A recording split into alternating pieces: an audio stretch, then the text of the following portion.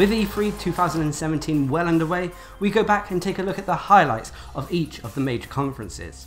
I'm Darcblade, and in this episode we're going to be taking a look at the Microsoft or Xbox highlights. Xbox were able to pull off a decent conference this year, a more traditional conference that focused a little bit on hardware, but more importantly it focused on games. With over 40 games shown off, this was quite impressive. And to be honest, there were many highlights and they're going to differ from person to person. But I've had to narrow it down, and these are the 6 major highlights from the Xbox E3 2017 conference. We start this list off with the first highlight, Assassin's Creed Origins. Now this may be slightly biased as I am a big fan of the Assassin's Creed franchise, however, I personally felt that the franchise was getting a little bit stale. With Ubisoft trying to release a different edition each year, the series was stagnating. They took a break, came up with a new era, and have now given us Assassin's Creed Origins. Set in Egypt in ancient times, we follow the story of Bayek, and the story seems to revolve around the origins of the Assassin Order. We were also told that the game would be having many RPG elements like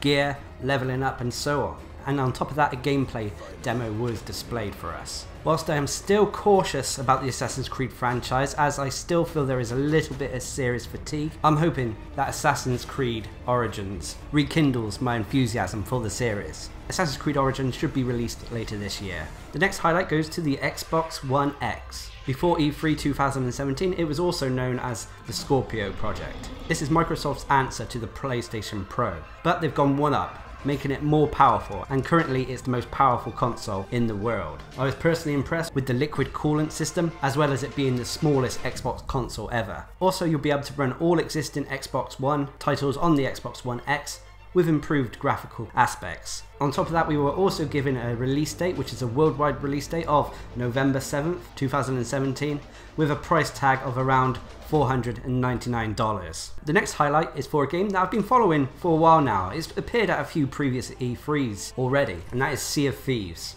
This co-op MMO pirate adventure not only has entertaining art style that's appealing to the eye, but the gameplay demo we were also given this year was also quite impressive.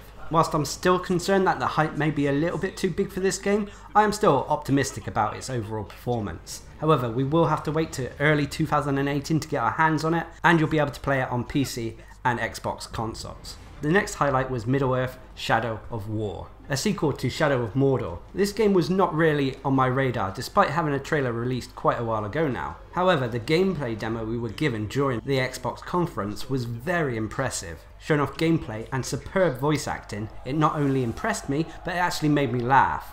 With an emphasis on building an army of orcs and taking on the region of Mordor is going to be thrilling. I'm also pleased to see that the game is out on the 10th of October 2017 for consoles and PC. The next highlight goes to Ori and the Will of the Wisps. This potentially could have been number 1 for me personally, but it comes in at second place due to the fact that we wasn't given much information about the game. However, during the conference, the composer played a haunting melody alongside a gorgeous looking trailer. Ori and the Blind Forest, the previous title, was the one game that made me jealous of the Xbox One console when it first came out, and after playing it, solidified it as one of my favourite games of all time. Not necessarily for gameplay, but for its sheer artistic style, and I'm pleased to see it returning with Ori and the Will of the Wisps. Unfortunately, we were given no release date for this title, but it will be available on Xbox consoles and PC, so I cannot wait to play another piece of art from this developer. And the final highlight, and one I was actually really impressed with, was Anthem. Now, some people may say I'm a bit biased here due to my relation to the Mass Effect franchise and BioWare, but I was really cautious about this title after seeing the teaser trailer. I had no real idea what to expect, but what was delivered during the Xbox conference was impressive. It's a co-op third-person action game. You, along with your friends, don these exosuits called javelins as you take on different missions and so on. There are RPG elements like loot, different abilities and so on, which for me could make the game very interesting indeed. On top of that though, one of the highlights were the jetpack mechanics that these exosuits have. Being able to fly around like Iron Man gave me goosebumps, and it's showing at the Xbox conference really got me hyped up. I just have to curb my enthusiasm though, and not let it get carried away. We've seen what happens with previous titles when that happens. But anyway, overall the Xbox conference was a joy to watch. I'm glad that it focused on games more than tech, although to be honest it was interesting hearing about the Xbox One X, although I thought the name was a little bit questionable. I'm pleased what I saw from Xbox and I look forward to the next few conferences. So what did you think of the conference? Leave a comment down below and don't forget to check back for the next conference from Bethesda. Anyway, I've been Darcblade, bringing you our E3 2017 conference highlights. Hope you enjoyed the video, thanks for watching, subscribe and like for more.